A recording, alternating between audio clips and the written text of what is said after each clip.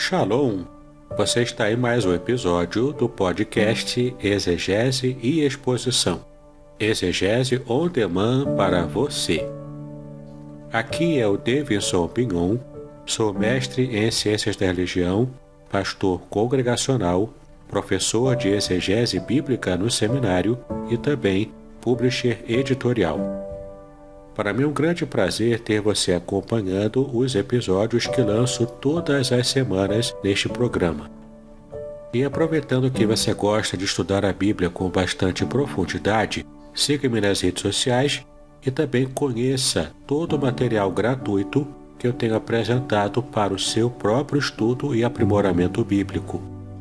Dê uma olhadinha também nos links abaixo em 2 cursos especiais. O primeiro deles, Introdução à Exegese Bíblica, e o mais recente, A Trindade Revelada nas Escrituras Hebraicas. E no episódio de hoje você poderá acompanhar uma mensagem muito especial e trará grande enlevo espiritual para a sua vida.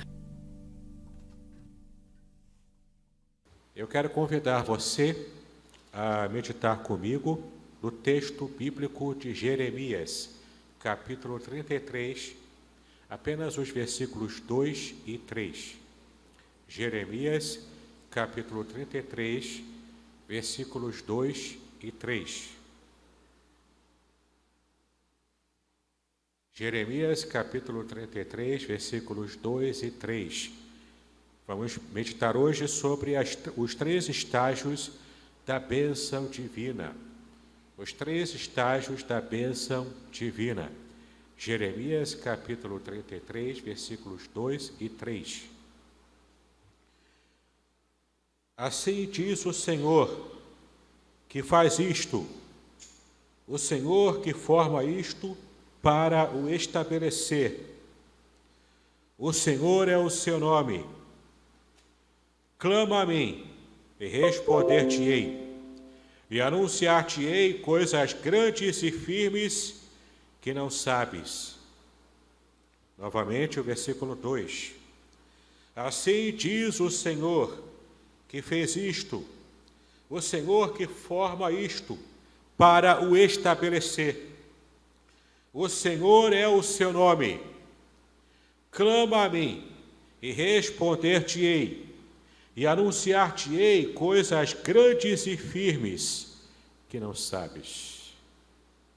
Que o Senhor nos abençoe, meus amados, com a leitura da sua palavra. Muitas vezes enfrentamos calamidades essas que tiram a nossa paz. Muitas vezes tiram, inclusive, a esperança de alguns. E essa palavra esperança é uma palavra bíblica muito importante. A gente vai percebendo que os filósofos, eles criticam a esperança de alguns. Ué, mas você tem esperança no mundo assim, desse jeito? Você é um ingênuo.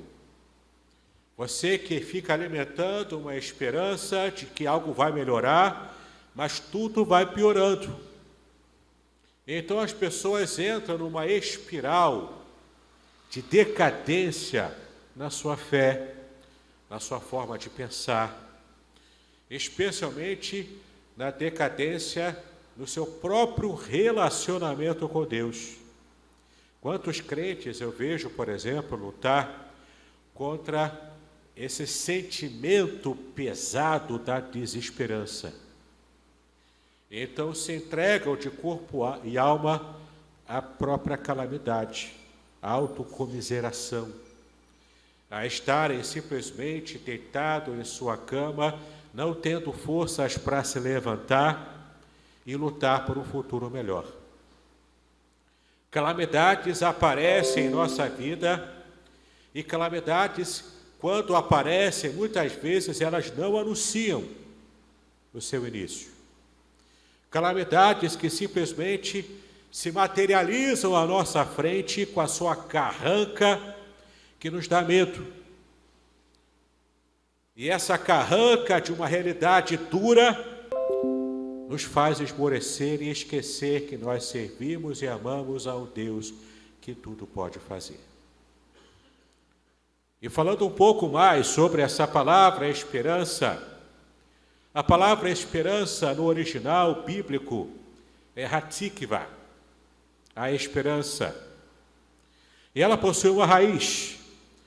A raiz da palavra tikva, em hebraico, é uma raiz que significa corda, é a raiz kav, que significa corda.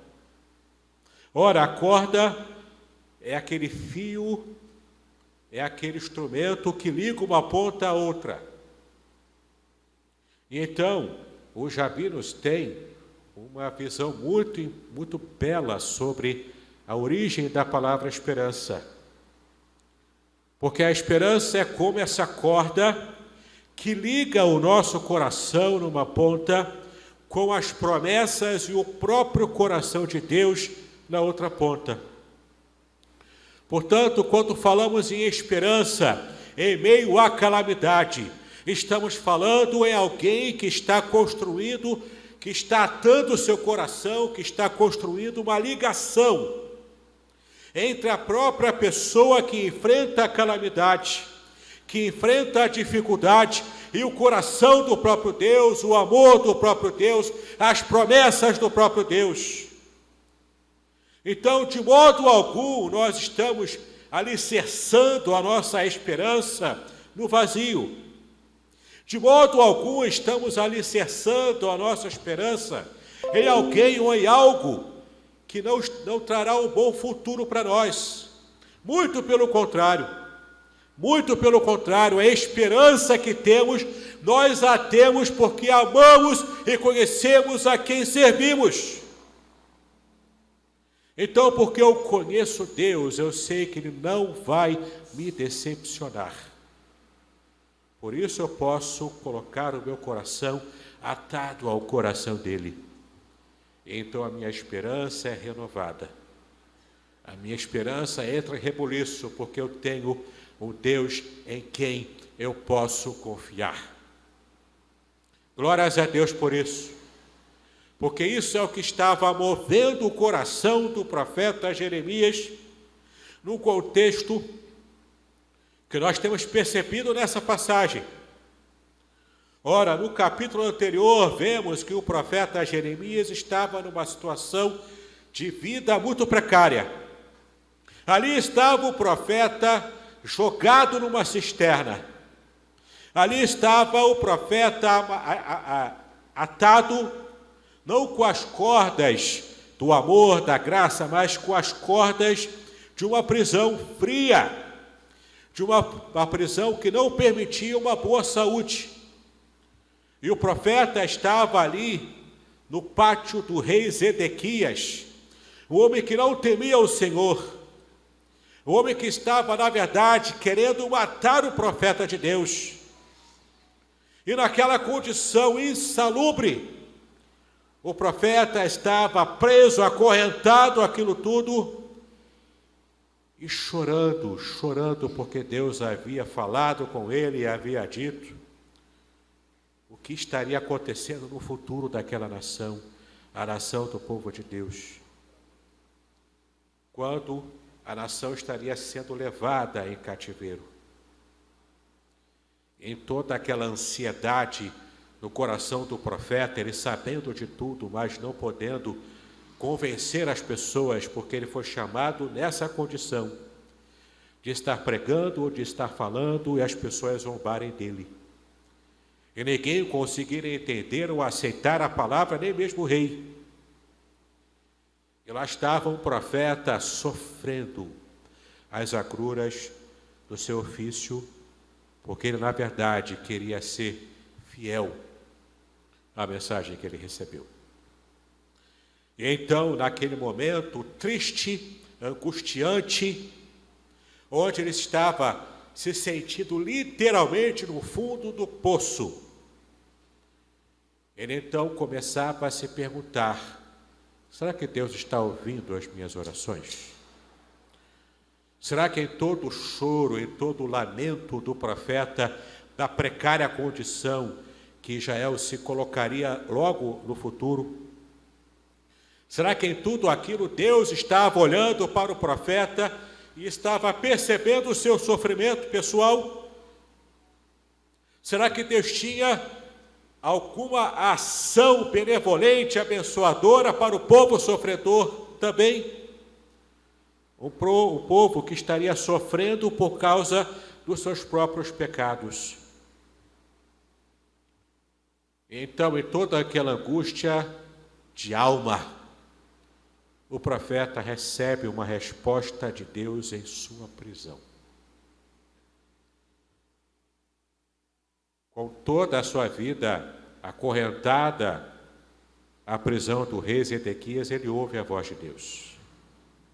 Primeiro, Deus desfila para o profeta o seu currículo.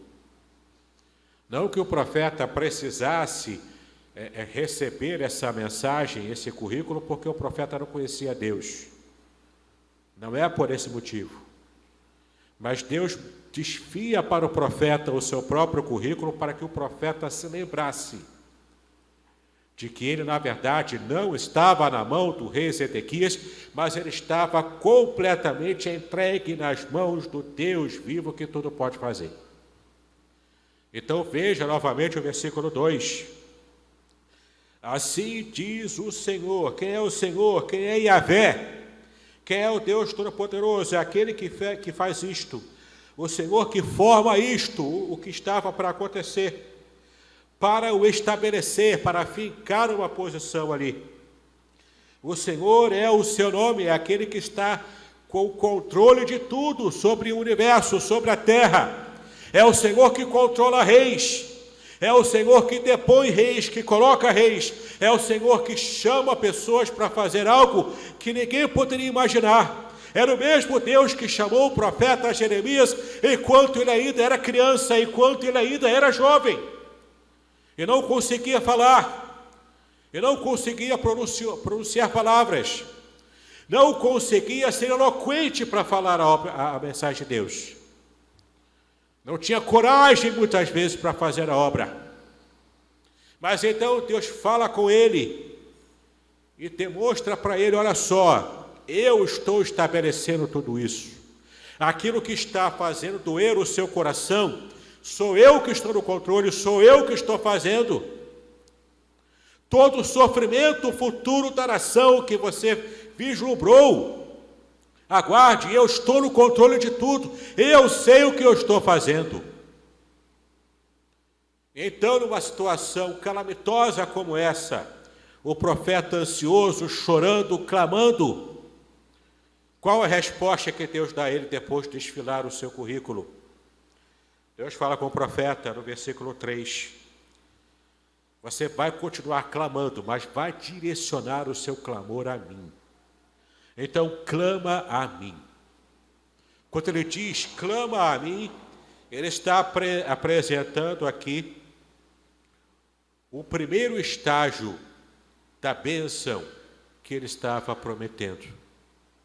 E é muito interessante quando Deus se apresenta ao profeta como alguém que está presente na hora da calamidade e do sofrimento do próprio profeta. No início deste culto, nós lemos o Salmo 50, versículo 15, que diz, invoca-me no dia da angústia e eu te livrarei, e tu me glorificarás.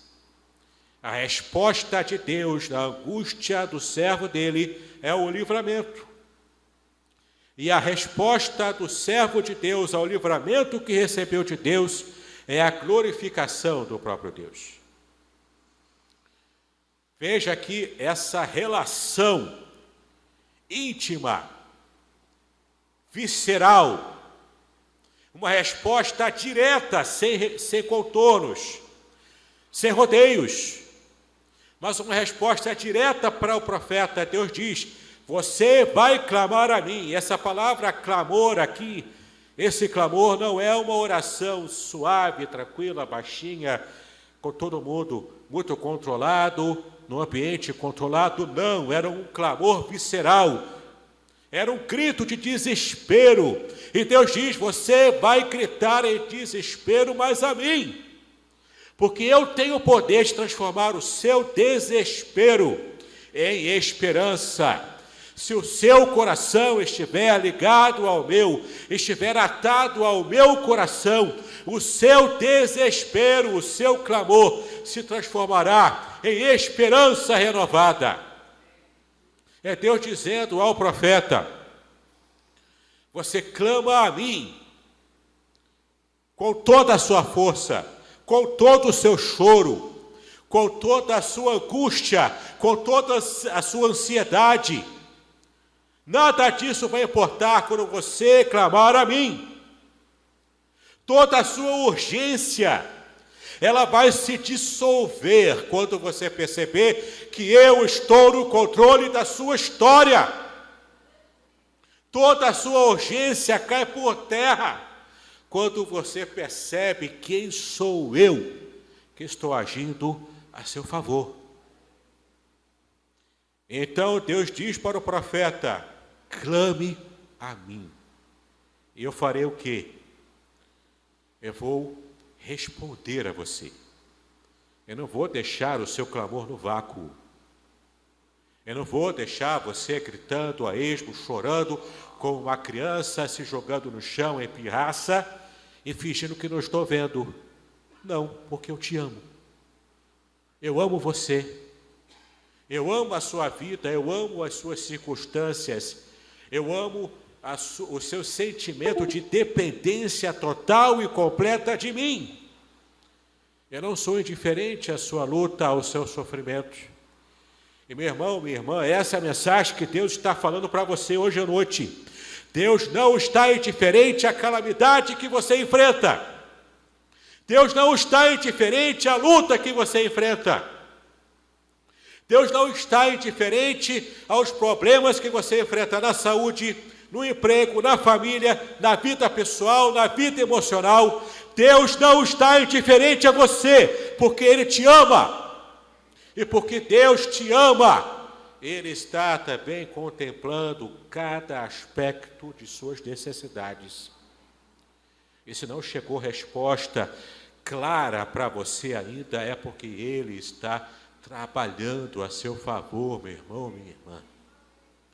Deus trabalha em silêncio.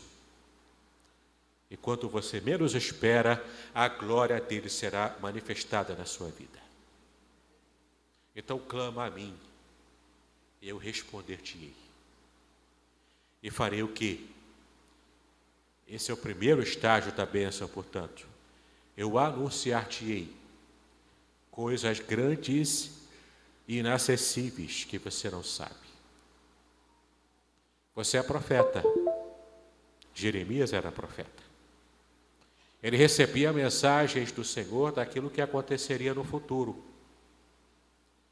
Mas muitas vezes, mesmo o profeta, ele perde essa dimensão da intimidade, da esperança colada ao seu coração, porque ele simplesmente olha muito para o seu redor e fica desencantado com a realidade dura e cruel da vida.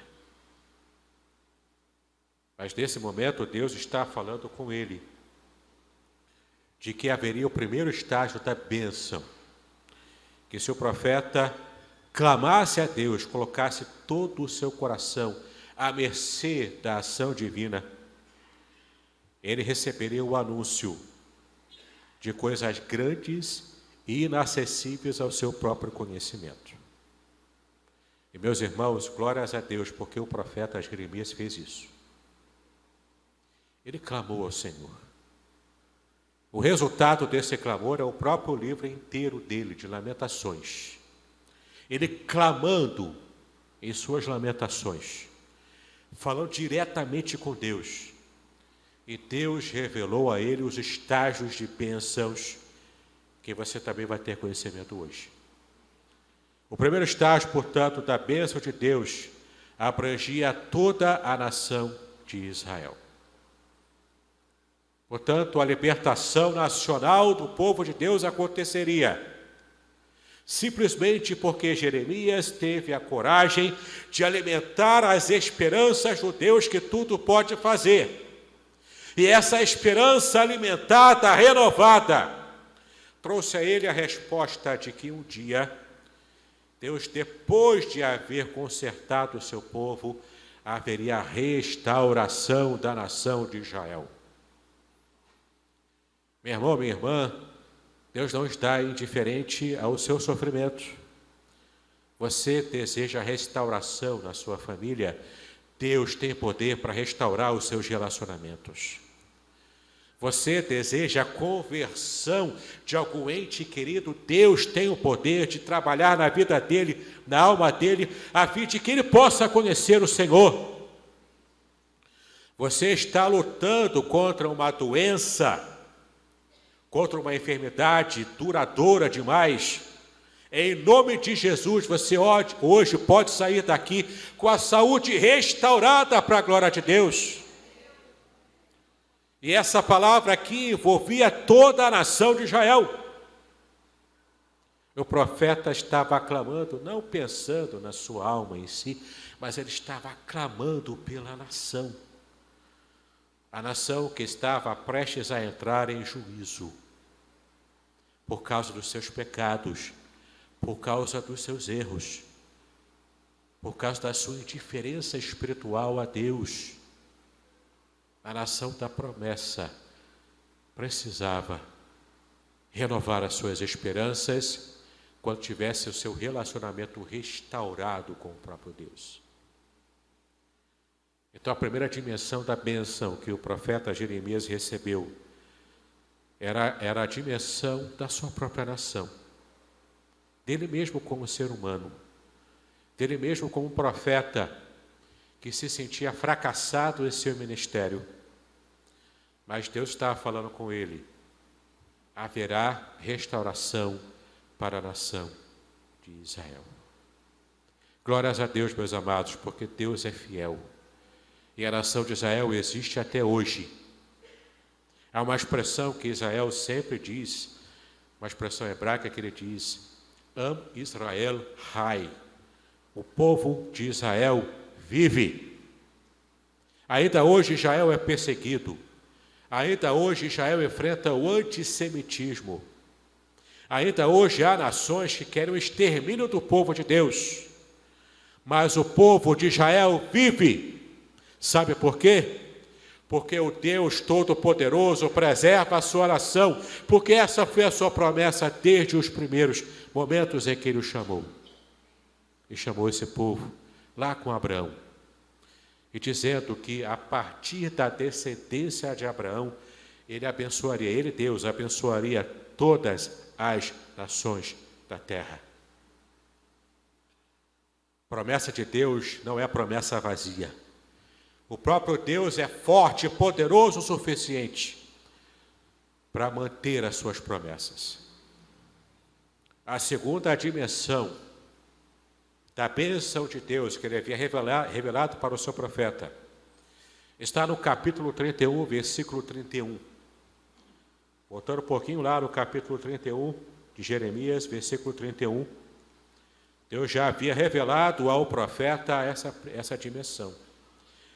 O segundo estágio da bênção, abrangendo não apenas Israel como nação, mas também alcançando os gentios.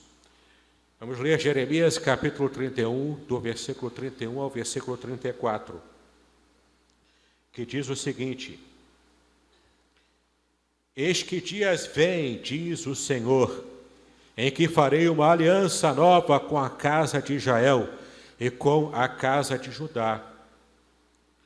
Não conforme a aliança que fiz com os seus pais no dia em que os tomei pela mão, para os tirar da terra do Egito, porque eles invalidaram a minha aliança, apesar de eu os haver desposado, diz o Senhor. Mas esta é a aliança que farei com a casa de Israel, depois daqueles dias, diz o Senhor. Porei a minha lei no seu interior, e a escreverei no seu coração. Eu serei o seu Deus, e eles serão o meu povo. E não ensinará mais cada um a seu próximo, e nem cada um a seu irmão, dizendo, conhecei ao Senhor. Porque todos me conhecerão, desde o menor até o maior deles, diz o Senhor, porque lhes perdoarei a sua maldade, e nunca mais me lembrarei dos seus pecados. Então, o Senhor está dizendo, como lemos aqui no versículo 31, eu estabelecerei, é Deus dizendo, eu estabelecerei com a nação de Israel uma nova aliança, um novo testamento. É Deus ampliando o aspecto e o alcance da antiga aliança, do Antigo Testamento, trazendo sobre a humanidade o Novo Testamento. E em Cristo Jesus esse Novo Testamento já chegou. Essa luz já raiou e alcança a humanidade inteira, não apenas está restrita a Israel, mas está restrita agora também abrangendo os gentios. Todas as nações da terra hoje têm condições de serem abençoadas por Deus com a salvação, com a restauração do relacionamento com Deus, com o perdão dos pecados, com a liberdade total espiritual que Deus tem trazido a mim, a você e a todos nós que desejamos ter uma experiência de salvação com o Senhor Jesus Cristo. Então, o primeiro estágio, a primeira dimensão da bênção, alcançando Israel como nação. O segundo estágio, ampliando, alcançando não apenas Israel, mas também alcançando o mundo inteiro. Jeremias estava ali no centro, no epicentro dessa revelação, porque ele havia aprendido a clamar unicamente a Deus. E Deus agora estava em curso de sua revelação, daquilo que viria para frente. E Jeremias estava recebendo os segredos que Deus havia guardado, preservado desde a eternidade. E por fim, o terceiro e último estágio da bênção, a reconciliação do ser humano com o próprio Deus de modo total e eterno. A vida eterna apresentada agora nesse terceiro estágio. E você poderá abrir comigo a palavra de Deus do Evangelho de João. Evangelho de João, capítulo 10, do versículo 27 ao 29. João, capítulo 10, do Evangelho de João, capítulo 10, de 27 a 29.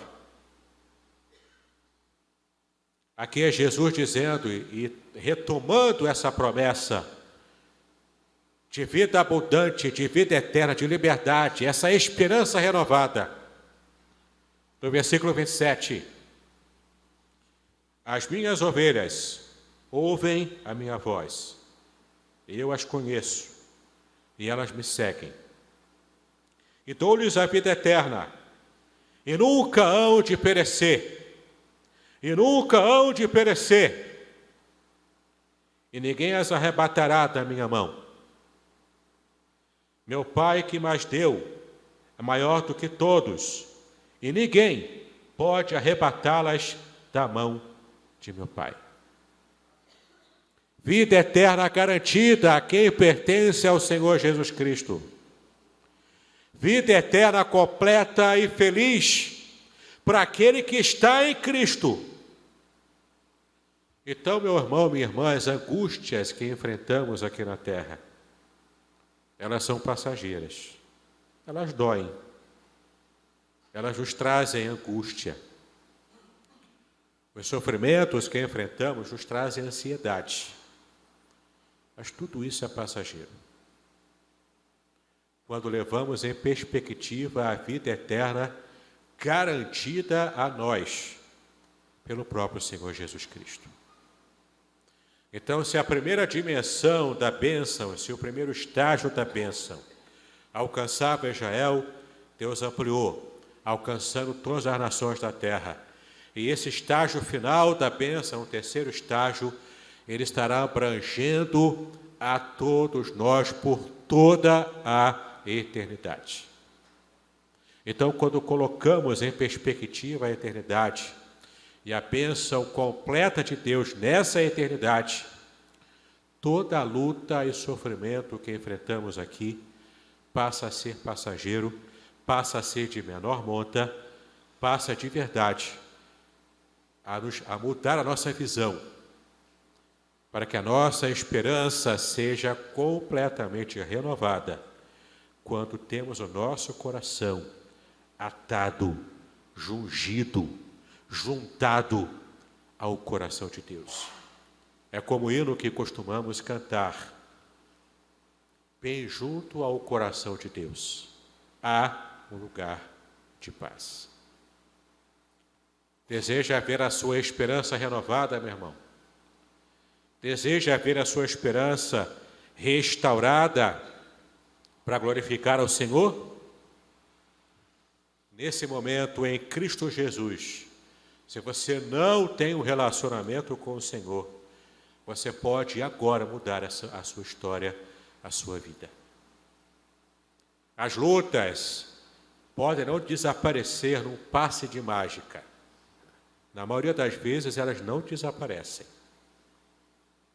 Mas você consegue encontrar força renovada, direção para a sua vida. Você consegue encontrar calma na tempestade. Você consegue encontrar refrigério no meio do turbilhão, quando você simplesmente entrega o seu coração ao Senhor. Clama a mim e responder-te-ei, e anunciar-te-ei coisas grandes e firmes que não sabes. Que Deus te abençoe, meu irmão. Que Deus te abençoe, minha irmã. Que essa seja uma noite de transformação para a vida de cada um de nós, em nome do Senhor Jesus Cristo.